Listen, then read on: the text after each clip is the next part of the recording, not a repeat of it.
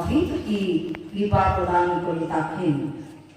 তো আমরা সকল ভক্ত ঈশ্বর পরম কৃষ্ণ সচ্চিদানন্দ বিগ্রহ অনাধিরাধে প্রাণ গোবিন্দ সেই কারণ আজ যাহার কৃপায় যাহার আশীর্বাদে আমরা সকল ভক্ত বৃন্দগণ এত দূর দূরান্ত কত দুর্গম রাস্তা অতিক্রম করে এসে এই নববৃন্দাবনে উপস্থিত হইতে পারিয়াছি, একমাত্র কারণ হচ্ছে বাসুদেব। বাসুদেবের অহেতুকি কৃপা প্রদান করেছেন বলে আজ আমরা এই ভাগবত সভায় উপস্থিত হইতে পারিয়াছি। পিতামহস্য জগত মাতা ধাতা পিতামহ বেদং পবিত্রং ওঙ্কার ঋক্সাং যজুর্বেদোচ্চ। এই যে শ্লোক পিতামহস্য জগত মাতা ধাতা পিতামহ বেদং পবিত্রং ওঙ্কার ঋক্সাং যজুর্বেদোচ্চ। কৃষ্ণ দ্বৈপায়ন ব্যাসদেব তিনি এই শ্রীমদ্ ভাগবত রচনা করেছিলেন, কিন্তু সেটা হচ্ছে ওনার শ্রী গুরুদেবের কৃপা। আর ওনার পুত্র শুকদেব গোস্বামী পাদ তিনি শ্রবণ করিয়েছিলেন পরীক্ষিত মহারাজাকে।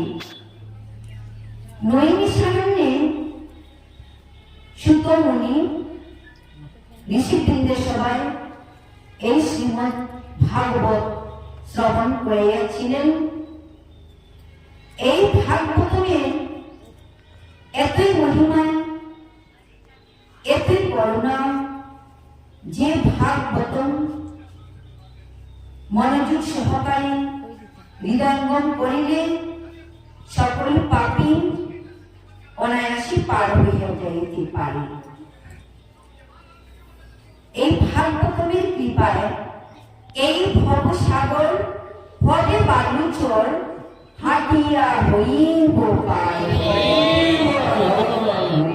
এত মহিমা এই জগতে আর কোথাও নেই, এত অমৃত এই জগতে আর কোথাও নেই। যে অমৃত দেব সমাজে শুকদেব গোস্বামী পাদ মহাশয়কে বলেছিলেন যে হে শুক গোস্বামী পাদ, আপনি যে ভাগবত অমৃত কথা পরীক্ষিত মহারাজাকে শ্রবণ করাবেন, কারণ তার অভিশাপ ছিল সপ্তম দিবসে তৎসৎ দর্শনে তার মৃত্যু হবে। তো তাকে আমরা অমর করে দেব।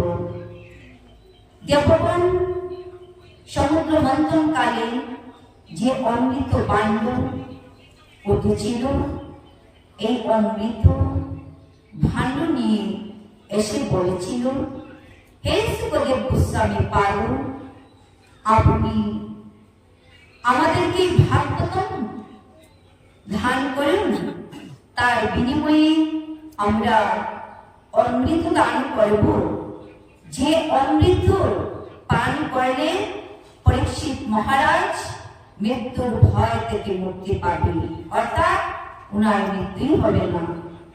তখন শুকদেব গোস্বামী পাদ বলেছিলেন, হে দেবগণ, আপনারা এসেছেন ভালোই, ভালো কথা, কিন্তু আপনারা চাইতেছেন বিনিময়। বিনিময় হয় সমান সমান বস্তুর মাধ্যমে। কোথায় আপনাদের দেব অসুর সমাজে এই মন্থন করা অমৃত, সাগর মন্থন করা অমৃত, আর কোথায় ভাগবতন? ভাগবতন আর আপনাদের অমৃতের সঙ্গে কোনো তুলনাই হয় না। তো এই জন্য কাজ দিয়ে আপনারা মনের মরকত কখনোই পাবেন না। বিনিময় সমানে সমান। যদি আপনারা বিনয়ী হয়ে আসরে বসতেন তাহলে এই মহা অমৃত ভাগবত আপনারা অবশ্যই শ্রবণ করতে পারতেন। কিন্তু আমি এই অমৃতের বিনিময়ে ভাগবতম কখনোই দিতে পারব না বলে বলে। তখন পরম পিতা ব্রহ্মাকে গিয়ে দেব সমাজ বলেছিল, হে পরম পিতা ব্রহ্মা পিতাজি, আজ শুকদেব গোস্বামী পাদ আমাদেরকে কোথায় অপমান করলেন। আমরা সবাই অমৃতের কলস নিয়ে শুকদেব গোস্বামী পাদকে বলেছিলাম, পরীক্ষিত মহারাজাকে আপনি অমৃত পান করিয়ে দিন, আর তার বিনিময়ে আমাদেরকে ভাগবত দান করুন। কিন্তু তিনি তা নাকচ করে দিয়েছেন। তো পরম পিতা ব্রহ্মা মনে মনে বিচার করলেন, তাহলে একবার ওই আসলে যাওয়া যাক, আসলে গিয়ে দেখি এই ভাগবতের কি মহিমা। হইব হইব। আমরা সকল ভক্ত উপস্থিত হয়েছি এই মহতী সভায়, এই ভাগবতের আসরে। কিন্তু অন্য কোনো কথা বলবো না, যে কথা শ্রবণ করার জন্য আমরা অত্যন্ত দূর দূরান্ত থেকে আসিয়াছি। যদি আমরা অন্য কথা বলি তাহলে বিঘ্ন ঘটবে। কারণ গ্রন্থগত বিদ্যা পরাহস্তে দন নহে, বিদ্যা নহে দন হলে প্রয়োজন। আপনারা যখন কথা বলবেন আমাদের মন অন্যমনস্ক হয়ে যাবে, তখন কিন্তু ভগবানের নামে বিঘ্ন ঘটবে। জয় রাধে, জয় নিতাই। যতক্ষণ সময় পর্যন্ত আমরা বসবো, আমরা এই দেখুন মন প্রাণ ভগবান নাথ রাধে প্রাণ গোবিন্দে রাঙ্গা রাখুন শ্রী জীবন চরণে আত্মসমর্পণ।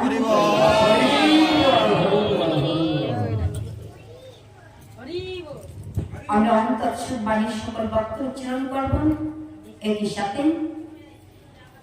ওম তৎসৎ, ওম তৎসৎ, ওম তৎসৎ। ওম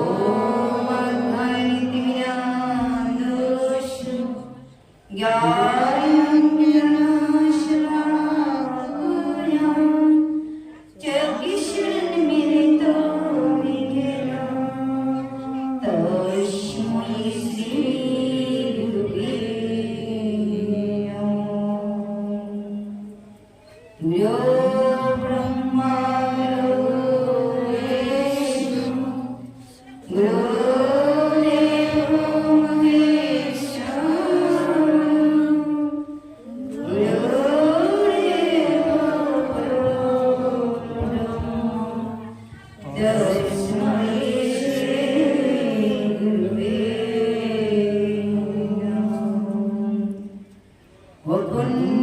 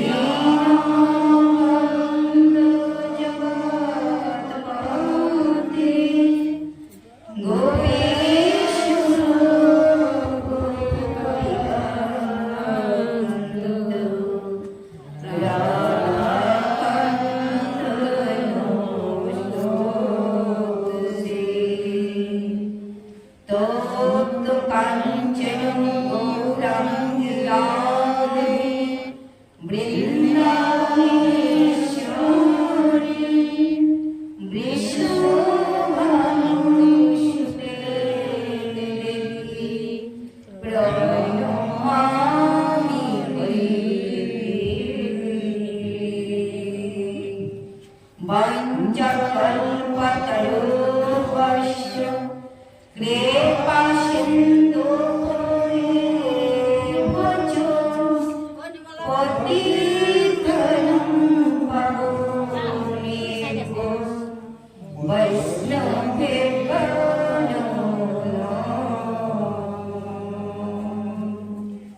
ওম নমো ব্রহ্মণে দেবায় গো ব্রহ্মণিতায় চ জগদ্ধিতায় শ্রীকৃষ্ণায় গোবিন্দায় নমো। পাপং পাপপুরিমাং পাপম পাপসম্ভবং রাহিমং পুণ্ডরীকাক্ষং সর্ব পাপভরো কৃষ্ণায় কৃষ্ণ ভক্তায় তদ্ভক্তায় নমো নারায়ণং নমস্কৃত্য নরং চৈব নরোত্তমং দেবীং সরস্বতীং ব্যাসং ততো জয়মুদীরয়েৎ।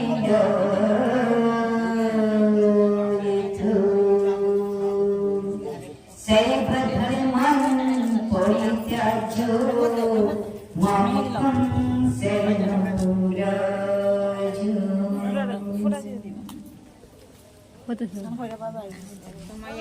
জয় শ্রীকৃষ্ণ চৈতন্য প্রভু নিত্যানন্দ শ্রী অদ্বৈত গদাধর শিবাসাদি গৌর ভক্তবৃন্দ।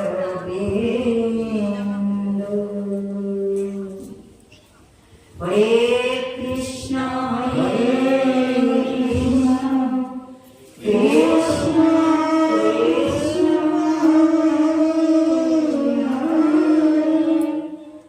হরে